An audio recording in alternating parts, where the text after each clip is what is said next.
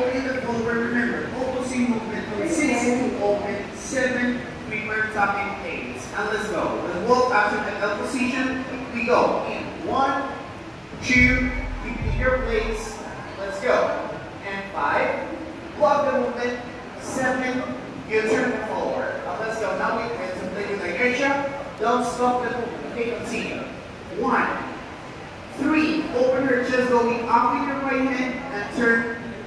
5, 6, let go your left hand and continue turning it forward with your right hands again. From here, you go to the basic. 1, 2, reverse up. 3, 4, roll. Super fast.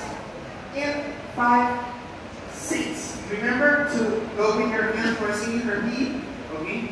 7 at the same time. You go up, impulse from your right hand to recover the position, going up on 8.